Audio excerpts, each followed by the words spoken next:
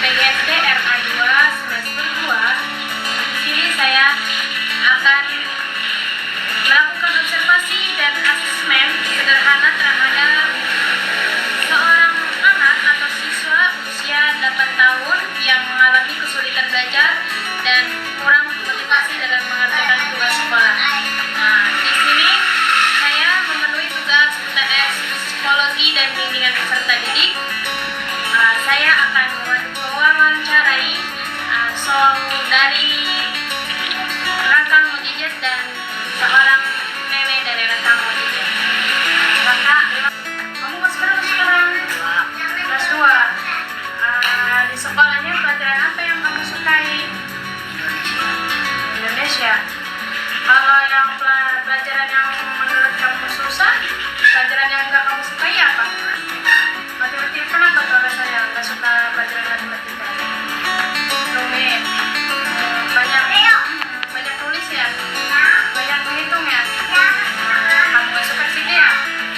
Kalau di rumah, belajarnya sama siapa? Nenek, sama ayah. Kalau kamu ngerjain PR, kalau kamu nggak bisa gimana?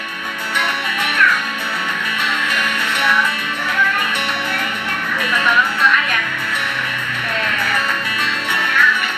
Kalau di rumah belajar apa?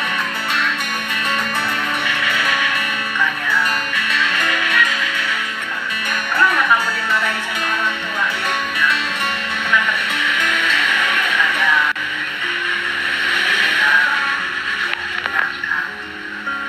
Nakal karena suka main game ya.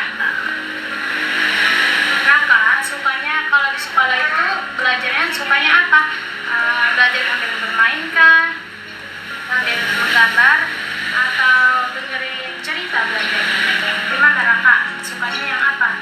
Sambil menggambar, sambil bermain, atau sambil cerita? Cerita. Kenapa tuh belajarnya suka sambil cerita? Apa karena cepat masuk pelajarannya, atau apa namanya, seru aja gitu sambil bermain itu? Berarti Raka sukanya itu cerita sambil bermain ya belajarnya. Kalau kayak gitu berarti hal yang bisa senangin Raka belajarnya. Kan di sekolah biasanya belajarnya tegas, ada yang tegas, gurunya gimana ya?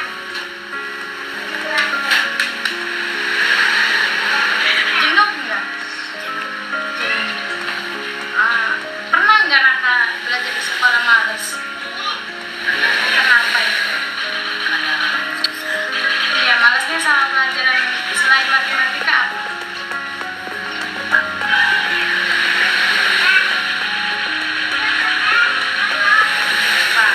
PKN kah? Bahasa Indonesia kah? Apa gitu? Bahasa Inggris sering nggak?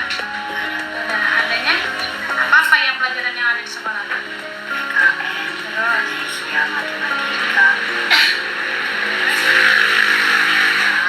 Jawa Serang ya? Dasar. Terus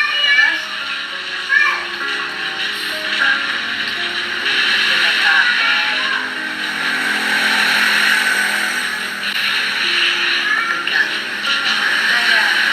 Nah, berarti Raka itu harus belajar hitung-hitungan matematika biar tidak tertinggal sama yang lain. Jangan main terus. Kalau disuruh belajar harus belajar. Kalau bisa sebelum tidur itu belajar. Nah, oke. Terima kasih ya. Semoga menjadi anak yang sukses, soleh, sama orang tua. Ya. Nah, Ibu tadi kan Raka sudah wawancarai bahwa katanya di sekolah itu pelajaran yang dia nggak suka itu matematika. Gimana tanggapan Ibu soal belajar dia di rumah? Apa didampingin apa enggak?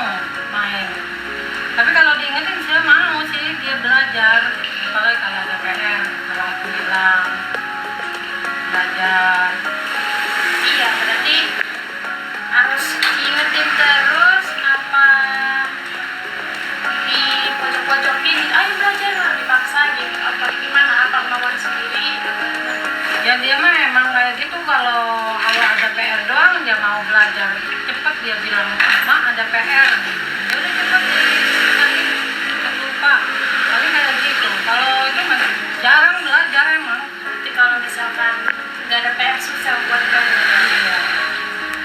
Kakak itu saat mengerjakan PR cepat bosan apa enggak? Ya enggak sih, emang dia malah dia mah semangat kalau emang kalau ada PR dia semangat.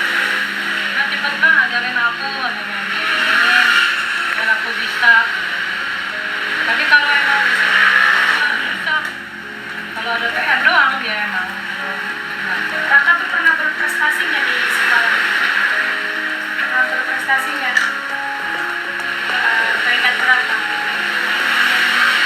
Peringkat 2. Kalau semester sekarang turun ya? Kenapa bisa turun? Nggak pernah belajar. Nah, berarti dari pelajaran tersebut, berarti sebagai ibu sebagai nah sekarang kan zamannya apa namanya zamannya modern ya aku ya.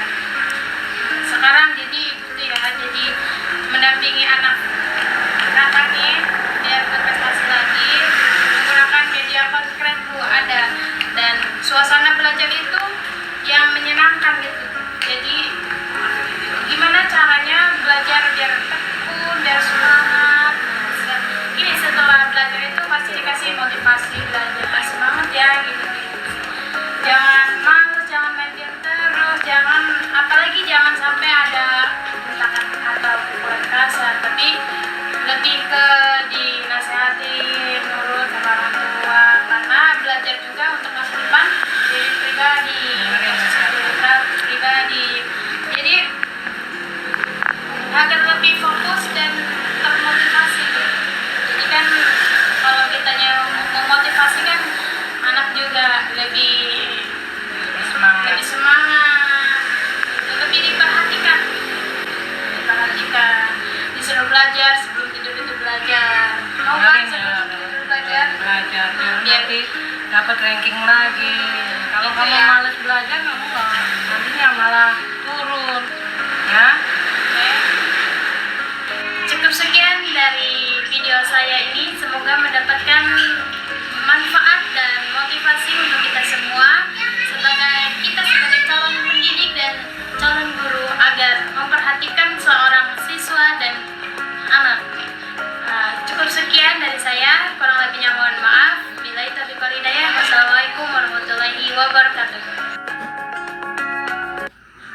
Melalui tugas ini, saya belajar bahwa setiap anak memiliki kemampuan dan cara belajar yang berbeda-beda. Sebagai calon guru, saya menyadari bahwa guru tidak hanya bertugas mengajar, tetapi juga memahami perasaan, kesulitan, dan kebutuhan belajar setiap anak, agar proses pembelajaran menjadi lebih menyenangkan dan mudah dipahami. Untuk adik-adikku di sekolah dasar, jangan takut ketika mengalami kesulitan dalam belajar, karena setiap anak memiliki proses belajar yang berbeda. Kesulitan bukan berarti tidak bisa, tetapi membutuhkan cara belajar yang lebih sesuai dan latihan yang terus dilakukan. Untuk orang tua dan lingkungan sekitar, dukungan, kesabaran, serta pendampingan dalam belajar sangat dibutuhkan oleh anak. Dengan memberikan semangat dan metode belajar yang menyenangkan, anak akan merasa lebih percaya diri dan lebih termotivasi untuk belajar. Dari saya, Marcella, untuk anak-anak nerd